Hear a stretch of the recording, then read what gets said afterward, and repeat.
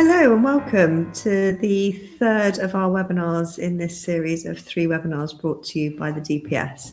My name is Kath Ogborn and I'm the lead adjudicator here at the DPS. Okay, so today we're going to be looking at the loss. We looked at the breach in our last session, and today we're going to be looking at the second part of that test, which is whether or not there has been a loss. So first of all, we're going to be having a little think about the importance of invoices, quotations and receipts. We'll then move on to thinking about what the adjudicator will consider. We'll have a look at betterment and proportionality. Then we'll go on to have a little chat about lifespans. We'll then have a look at some examples on repairing or replacing and what sort of awards are likely to be considered the most reasonable. We'll also look at when it might be appropriate to make an award of compensation. And then we'll finish off with a few working examples of how the adjudicator will calculate loss in practice. Okay, so for those of you that were with me last time where we looked at the breach, you'll all know how to assess whether or not the tenant is in breach and whether it's worth going on to look at that second part of the test, which is loss. Sometimes landlords can find it quite difficult to maybe not understand, but to accept that whilst there could be a breach, whilst the tenant may have been in breach and done something wrong, for example, there may be plenty of evidence to show that the tenant burned a carpet during the tenancy and caused damage. Sometimes they may find that there's still no award made because the adjudicator's been unable to find that that breach has resulted in a loss. It's just important to remember that in a deposit dispute, the purpose of the dispute isn't to punish, it isn't to penalise. The purpose of the remedy is to put the landlord into the position that they would have been in had the contract terms been performed properly.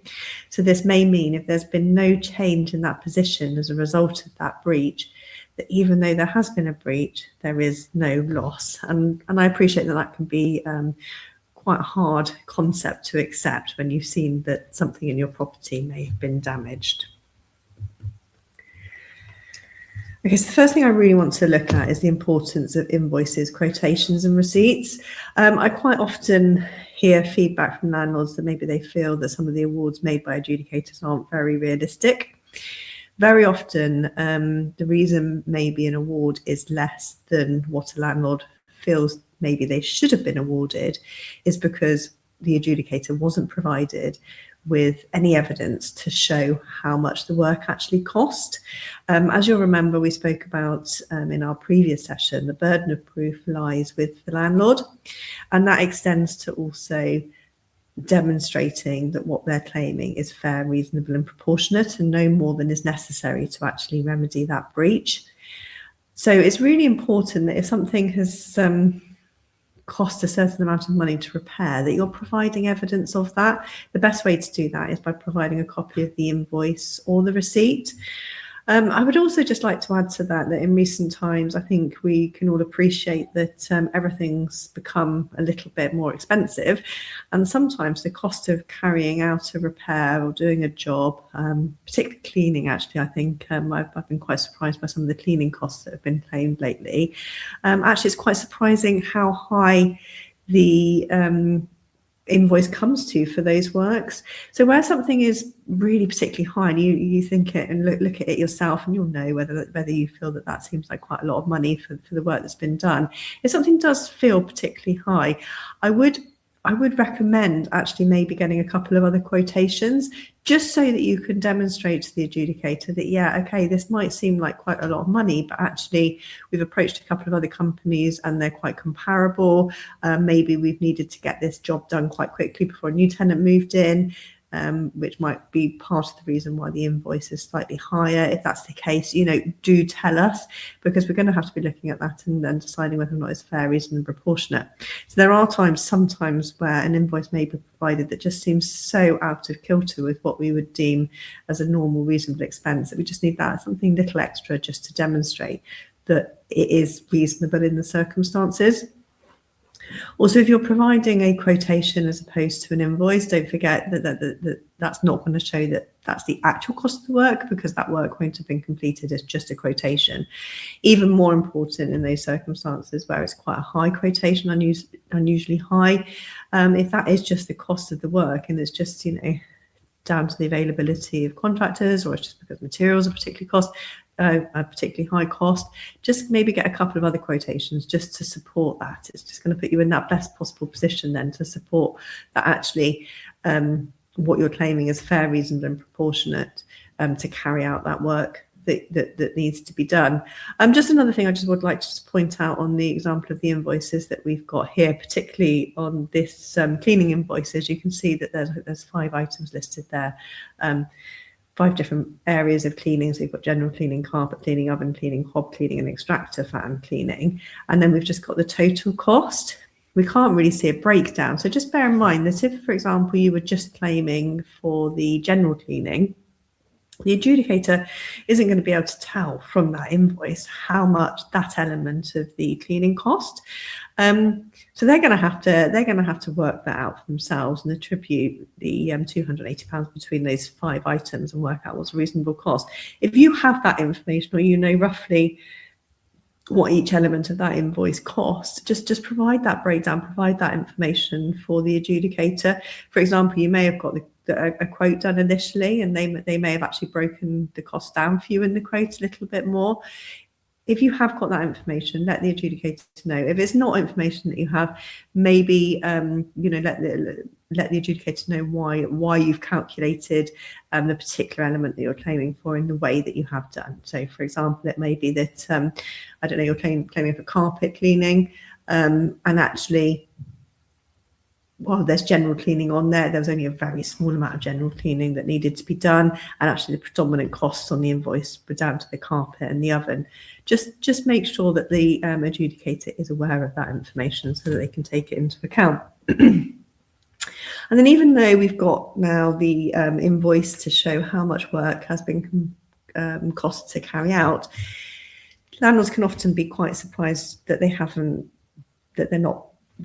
not awarded that full amount of those invoices. And that's because when the adjudicator goes on to look at their award, they have to actually take into account more than just the cost of that work. They need to think about what the actual losses in relation to the age of the item, or maybe when you're looking at a cleaning claim, in relation to any defects that were there at the start. So here's just a little bit of a working example of how they'll apportion those costs when they're looking at the invoice. So if we pretend here that maybe there's a claim for a carpet, and that carpet costs £200, we've been provided with the invoice, we're happy that that invoice represents a fair and reasonable cost to replace the carpet. What the adjudicator will then want to go on and do is a calculation to work out what that residual lifespan of the carpet is, and then the monetary value of that residual lifespan. So here we can see that the cost of replacing was £200. The age was estimated at being 7 years old at the end of the tenancy. The adjudicator determined that a fair lifespan for the quality, type of carpet, area of that carpet was 8 years. So the residual lifespan in this case was 1 year. And actually, because there was only 1 year of residual lifespan left, it meant that the landlord would only be entitled to 1 year's loss of use, and that equates to £25. So that could be quite surprising as a landlord when you're putting in an invoice for £200 because you've had to spend £200 on replacing that carpet, to then only get £25 back. But that's because the remedy is designed to return the landlord back to the position that they would have been in had the contract terms been performed properly. And this is where betterment and proportionality comes into things. So a tenant is never going to be liable to return the property in a better condition than it was at the start of the tenancy, or how it would be at the end of the tenancy with an allowance for fair wear and tear. So in that example we just looked at with the carpet, at the end of that tenancy, the landlord would have had a carpet that was actually seven years old and probably would have needed replacing in the next year or so. So the actual loss to that landlord is going to be that 1 year's loss of use, not the full cost of the brand new carpet, because they've already had 7 years of use from that carpet. Now, I do also hear sometimes that, but even though even though it was 7 years old, it was in a really good condition. It could have continued to go on and last for another 3 or 4 tenancies. It only had to be replaced because the tenant had damaged it. And I get that. I do get that argument, and I get that it can feel frustrating.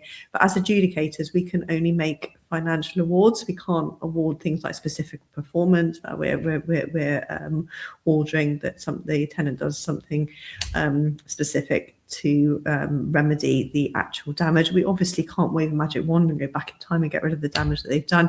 All we can do is work out an equivalent financial amount from the deposit to compensate for that damage, and that has to be reflected in the actual loss that's been incurred, the actual years of use that have been lost. I would actually flip it, and I would say to you that think about all of the items in a property that would have, everything's got a lifespan attached to it for the purpose of adjudication. Think about all of the items that you've got in the property where actually you haven't had to replace them at the end of that lifespan because actually the carpet has gone on and been perfectly functional for an additional 5 years. Well, you're in a credit there, so that's a good thing. So maybe just flip it a little bit, flip how you're thinking about that. So tenant's never going to be liable for those new for old replacements. It's not an insurance policy. The deposit is not an insurance policy. So just be careful when deciding whether or not to make a claim. That these are the things that the adjudicator is going to consider. And actually, once you've gone through that calculation yourself, you might just think, oh, you know what, 25 quid, it's not worth the hassle of going all through dispute just to get £25 back. I'm actually not going to bother. It's going to cost me more to try and dispute it than it is just to accept that we're going to have to replace this carpet and suck up the £25. I get that that's frustrating, but that is the reality of the situation. So here's just a little bit of an idea of the expected life expectancy of certain items in the property. This is not absolute. I mean, it depends on the quality of items, depends on the type of property, how many occupants you've got in a property. A property that's been let to one, single professional who's out at work most of the time, it's only them living in the property. The amount of wear that you're going to probably sustain to the lounge carpet is going to be very different to a house of multiple occupation, for example, where maybe you've got 6 students living in a single property. But that wear on that lounge carpet is going to be heavy. You've not just got each of those students in there that are going to be causing wear to that. Presumably they're going to have guests when they're in the property. They're going to be treating the property as their own while they're paying rent in there. So there's going to be a lot of footfall, so you can expect the wear is going to be, quite heavy. So you may there see that we've got the medium quality lifespan for a carpet is approximately 10 years. Well, that might be slightly higher in that professional property that we spoke about, maybe 11, 12 years. Whereas in your HMO property, it might be dropping to 8, maybe even 6 years if there's a lot of tenants in that property. So this is just a guideline. It's not an absolute. So just bear that in mind. It's just a starting position for the adjudicators when they're making their decisions, just to think about those rough lifespans of things. A little bit of a tip for you: do consider about providing the original purchase invoice, particularly if you have got something that is fairly new in the property. You're going to want to make sure that the adjudicator is aware of that. Again, if you've got something that's a particular high quality in the property, you're going to need to be able to demonstrate that. The adjudicator is not just going to assume that something's of a particular high quality unless there's evidence to show that. So if you've got that original purchase invoice, that's really good evidence to show that it is, of a particular high quality. Okay, so now moving on to thinking about repair or replacement. So you may have your invoice, you may have done your calculation on lifespan. I think, this is worth making a claim. I think I'm going to get an award for replacement here, and I'm going to get a fairly decent contribution towards that. And then you might be surprised to find out that actually when the adjudicator looks at that claim, that they don't deem the cost of a replacement is proportionate to the breach. So you must take into account this idea of proportionality as well. Claiming for a really expensive remedy, and where that remedy, the cost of that remedy doesn't really justify the breach, it's likely the adjudicator isn't going to make that award. So I've got some good examples here. In fact, this first example showing the fridge tray is really probably a very good example of what I mean by that proportionality idea. So say you've got a fridge freezer. Fridge freezer is quite new. It's only 2 years old. It cost £800 to buy when you put it in the property 2 years ago. We've had that given back to you with a massive crack in the back of one of the freezer trays. Obviously, that's a big problem for the freezer. You're not going to want to re-let it like that. You're going to need to sort that out. It's not very usable, that tray in that condition. But is replacing the whole fridge freezer going to be fair and proportionate? Probably not, because that's going to be, quite a big cost to the tenant. It's going to be, probably in the region of, over £700. That's a lot of money for what is really not, especially severe damage. It's just a cracked freezer tray at the end of the day. A far more proportionate remedy there would just be to replace the individual freezer tray, and that would then put you back in that position that you would have been had the terms of that contract been performed properly and that damage not occurred. You'd have a perfectly serviceable fridge freezer once again. So we've got another example here of a little bit of a dent in a wall. That looks like maybe where a picture's been hung or something. Is that gonna... We would need more context of this. You remember me speaking in the last session about context of photographs. I'd want to see what this looks like from a wider angle as well, because it could be really severe damage that does actually warrant a complete redecoration of that wall. It might need plastering to actually repair. But looking at it on the face of it in that photograph that we've got there, to me it looks like it's probably quite small damage. I'm probably saying actually, is a full redecoration of this wall really necessary? We've got a normal white wall here. We can probably just infill this, sand it back nicely, and just do a little patch repair on that. Relatively low cost of a call out fee for a contractor or decorator to come and do that. You've then got the kitchen door that's come away there as well. A claim for if you were wanting to replace the kitchen because of a broken kitchen door. I mean, that's quite an extreme example, but that's obviously not going to be considered proportionate to the damage and the benefit that you're going to achieve by replacing the whole kitchen there as a result of one damaged kitchen door. A much fairer reward there is just going to be a repair, and that's probably what the adjudicator would conclude.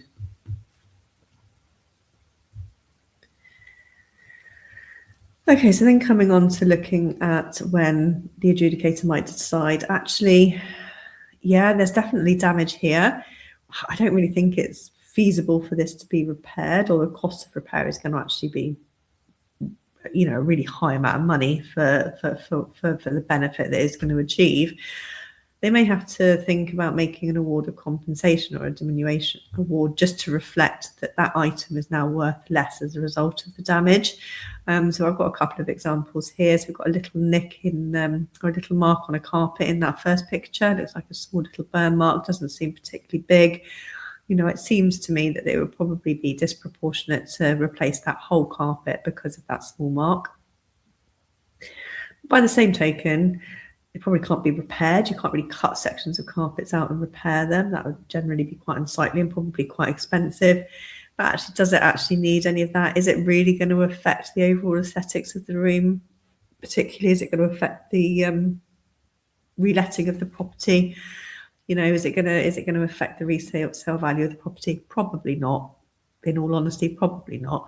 So it's probably a case of actually making an award of compensation just to reflect that that carpet is now worth a little bit less because of that damage. So, something in the region of £30 to £50 just to reflect that diminution in the value of that carpet because of that.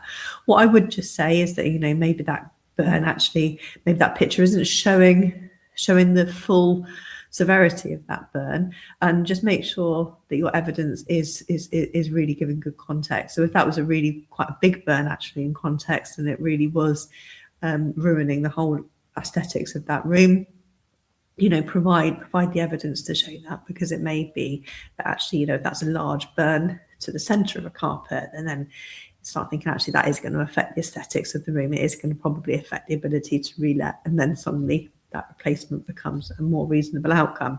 The next one, we've got a little chip in marble worktop, exactly as I've just discussed for that carpet there. On its own, it's probably not going to make much difference to the property. It's marble, so it's probably not going to cause the worktop to deteriorate any further. And thinking about all those factors, it's likely that a compensationary award is going to be most appropriate. And then in that last one, it looks like there's laminate with a little bit of a chip in the laminate. Again, all the same points will apply that I've just spoken about. What I would just point out though with that laminate is sometimes with a laminate or a laminated worktop or something like that, actually a proper a chip in it, although it may seem quite small, may cause accelerated deterioration, because quite often these have like MDF or chipboard underneath them, which doesn't cope very well with like water penetration, etc. So there is a particular reason why you think actually this does have to be replaced. A compensationary award isn't going to be sufficient. It needs to be replaced or repaired. Again, just make sure that you're making that really clear in your submissions and the reasons why actually you're claiming for it to be replaced and why that compensationary award is not appropriate in the circumstances. Okay, so to finish off, I'd just like to look at a few sort of working examples with you so you can just get an idea of sort of in practical terms how the adjudicator is going to be looking at the claims. So this first example is a cleaning claim. That's our most common claim. You remember back to the slides in our last session where we looked at the type of claims, and cleaning is definitely the biggest claim that we have. So in here, we've got the checkout report that records that the property was generally cleaned to a good standard, but that there were some cleaning issues. I've listed those there. And then you get a quotation for cleaning to show that the cost of a full end of tenancy professional clean would be £700. Okay, so this is what's happened, and you're thinking, right, actually, shall I claim that £700 from the deposit? Well, I mean, first of all, it's going to depend, isn't it? It's going to depend on what that check-in evidence was saying. What condition was it at the start? What is the obligation on the tenant? Have they breached that obligation? Is the property in a worse condition? Once you've established that, we're going to be thinking about, actually, is that proportionate? Is £700 to come and clean the property proportionate given the number of cleaning defects that have been identified at the end of the tenancy? So let's have a look at what happened. So in this case, the adjudicator actually only awarded £150. They awarded £80 to clean the oven and £70 towards the other cleaning issues. Now, the reason why they did that is because when they looked at the check-in report recorded that the property was professionally clean, but it also highlighted a number of minor defects. It did state, though, that the oven was clean and there were no issues with the oven. The property was only a small 2-bedroom house, so in the first instance, £700 seemed quite a lot of money for that cleaning, particularly then when thinking about the number and the extent of those cleaning defects that were shown at checkout. They were generally quite minor. They weren't extensive. They weren't severe. It seemed unjustifiable to be claiming £700 for those small number of cleaning issues for a small 2-bedroom property. But the oven did need a full clean. That was accepted. And because the quotation didn't include a breakdown, the adjudicator awarded what they thought would be a reasonable amount and in line with industry averages for that type of work. And that's how they reached that award. Okay, so the next example I want to look at is damage to a carpet here. So the checkout report recorded that there was a large burn mark to the centre of the lounge carpet. I think you'd agree that that looks quite a severe burn mark, really. You decide to replace the carpet and you've got an invoice for £650 for that. The tenancy lasted for 7 years. It was quite a long tenancy. And there were some stains to the carpet at the start of the tenancy. You decide that you're going to make a claim for the full replacement cost of the carpet because that burn is really severe. And, I agree. I think, that burn is severe. There's nothing to suggest that it was burnt at the start of the tenancy. It seems that, the tenant is definitely in breach there, aren't they? You've caused damage to the carpet in the property. But actually, the adjudicator didn't make an award. And that's because although that they found there was a breach, which I think we can all agree is quite clear from thinking about that scenario, they decided that actually there's no loss. And as a result, they couldn't make an award. So we can see that they used the calculation that I went through with you earlier here. They decided that the useful lifespan of a carpet of this type was 8 years. And I think that's reasonable. This looks like quite a budget quality carpet. Doesn't look like a high-end carpet. When they looked at the length of the tenancy and how old it was likely to be at the start of the tenancy, considering the staining, etc., they thought it would probably be in the region of 10 years. That's probably quite a fair estimation. So that meant there was no residual lifespan of that carpet. So as a result, even though it cost £650 for that carpet to be replaced, the liability of the tenant was zero. And that's because when we go back into what I spoke about earlier about the a deposit deduction, the aim is not to punish anybody. It shouldn't be punitive. The idea of the deposit deduction is to return the landlord to the position that they would have been in had the tenant properly fulfilled the obligations of their contract. In this case, had the tenant properly fulfilled the obligations of their contract and not damaged the carpet, the landlord would have had a carpet returned to them that would have exceeded its lifespan and would have needed replacing in any event. So there's no financial loss there. Okay, and our final example is redecoration. So the checkout report here recorded that the tenant had wallpapered the lounge. You went through all of the correspondence, all of the tenancy records. You found unable to find that there's ever any approval given to the tenant to do this work. So you concluded that actually this was carried out in breach of agreement. The tenant was in breach as a result of putting that wallpaper up. Tenancy agreement, for clarity, said that they weren't to make any alterations to the decor, fairly standard tenancy agreement clause. You have a quotation for £1,100 to remove the wallpaper and repaint the room in magnolia paint. £350, 1 day's labour to remove the wallpaper and sand back, and £750, 2 days labour plus materials to repaint. So the quotation was really useful because it gave that breakdown to show how much each element of work was going to cost. The check-in report recorded that the decor was magnolia and in a good condition with just some minor scuffs. The tenancy lasted for 1 year. So what did the adjudicator decide here? So actually the adjudicator awarded £625. So they didn't award the full amount of that quotation. It was a little bit less. So how did they arrive at that? Well, first of all, they would have thought about, okay, so the cost of removing the wallpaper, that's a completely additional cost. That isn't subject to depreciation because that wallpaper was never there in the first place. The tenant's gone and put that up, and before we can do anything else, we're going to have to take that wallpaper off. So actually the adjudicator thought, actually it's fair that you have that full £350, the full cost of taking that wallpaper down and preparing for redecoration. It's an additional loss that wouldn't have otherwise been incurred if not for the tenant's breach. And they then went on to consider how much of the cost of redecoration should be awarded towards then the following repainting in magnolia. So they had a little look at the lifespan and they determined that actually the useful lifespan of lounge decor should be in the region of around 4 years. The age of the decor at the end of the tenancy was approximately 2 years old. So therefore the decor had around 2 years lifespan remaining. The cost of repainting, according to the quotation, was £750.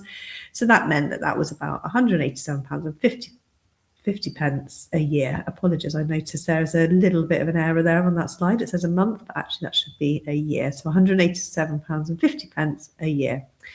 So the liability of the tenant was therefore £375, and that's because they had 2 years loss of use. So the equivalent award towards the redecoration was for the 2 years of redecoration that was lost because of the tenant putting the wallpaper up in the lounge.